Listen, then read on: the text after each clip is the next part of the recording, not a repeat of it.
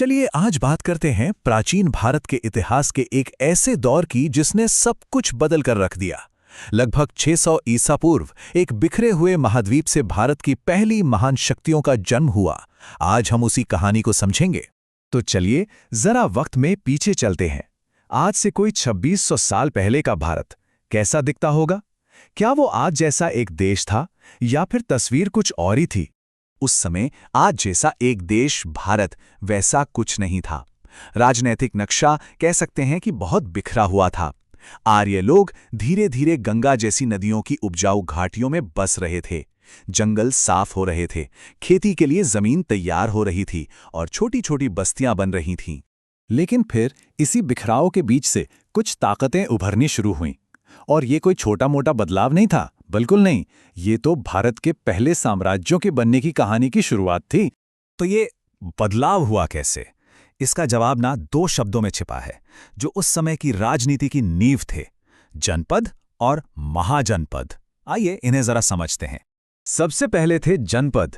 देखिए, इसका मतलब बहुत सीधा है। जन यानी लोग और पद मतलब पैर। तो वो जगह जहां लोगों ने अपने पैर रखे, जहां वो बस गए, ये थे शुरुआती राज्य। और इनका नाम अक्सर इन्हें बसाने वाले कबीले के नाम पर ही होता था। और फिर इन्हीं जनपदों में से कुछ ज्यादा ताकतवर हो गए।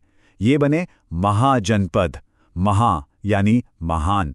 ये वो बड़े शक्तिशाली राज्य थे जिन्होंने अपने आसपास के छोटे जनपदों को कह लीजिए अपने में मिलाना शुरू कर दिया। यहीं से सत्ता का खेल बड़ा होने लगा। अब इस दौर में जो बात बहुत दिलचस्प है वो ये कि हर जगह एक जैसा राज नहीं था। दो तरह की व्यवस्थाएं चल रही थी।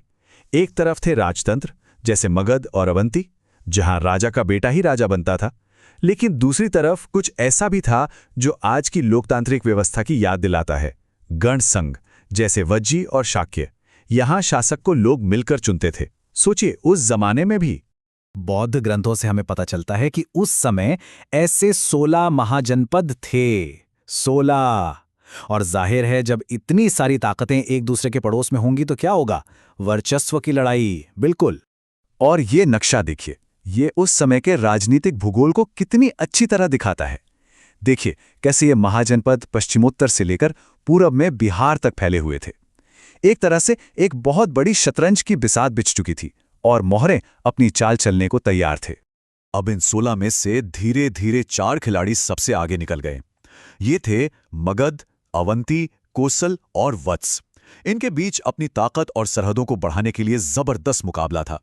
लेकिन आखिर में चैंपियन सिर्फ एक ही बनना था, और वो चैंपियन बना मगध। तो सवाल ये उठता है कि मगध में ऐसा क्या खास था? ऐसा क्या किया उन्होंने जो बाकी नहीं कर पाए? कैसे ये इन सब में सबसे ऊपर निकल गया? मगध के इस सफर की कहानी 3 बड़े राजवंशों से होकर गुजरती है। सबसे पहले हर्यंक वंश ने साम्राज्य की नींव रखी। फिर शिशुनाग वंश आया जिसने अपने सबसे बड़े दुश्मन अवंती को हराया। और फिर आए नंद, जिन्होंने मगध को एक पैन इंडियन साम्राज्य बना दिया।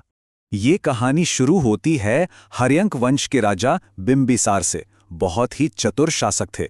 उनकी रणनीति दोधारी थी। एक तरफ थी ताकत, जिससे उन्होंने अंग जैसे राज्यों को जीता, और दूसरी तरफ थी कूटनीति। उन्होंने कोसल और वैशाली जैसे मजबूत राज्यों में शादी करके उन्हें अपना दोस्त बना लिया। लड़ाई भी और दोस्ती भी।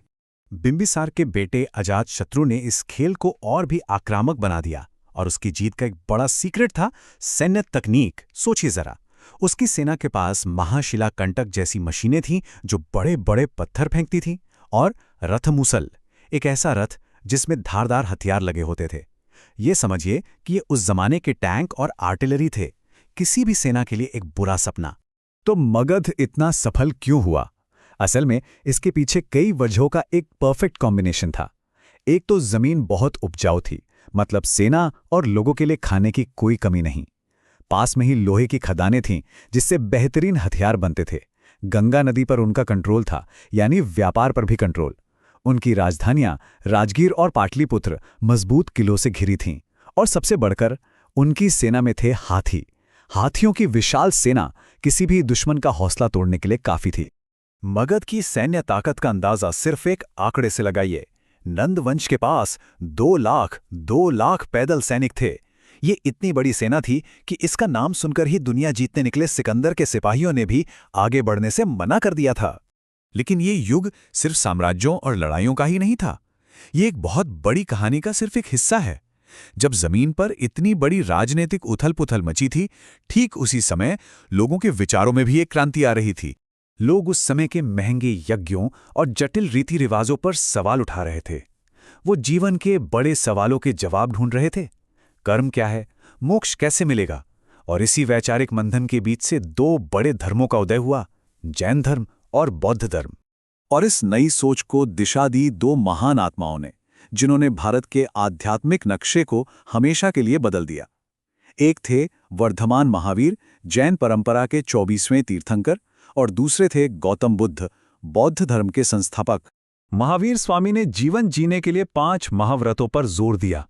पहला, अहिंसा, यानी किसी को भी मन, वचन या कर्म से चोट न पहुंचाना।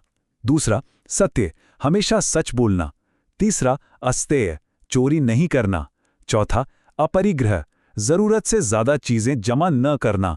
और पांचवा, ब्रह्मचर्य का पालन।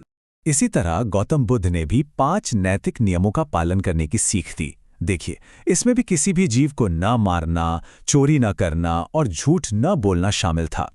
साथ ही नशीले पदार्थों से दूर रहना और व्यभिचार न करना। दोनों ही विचारधाराओं का जोर एक नैतिक और सादे जीवन पर था।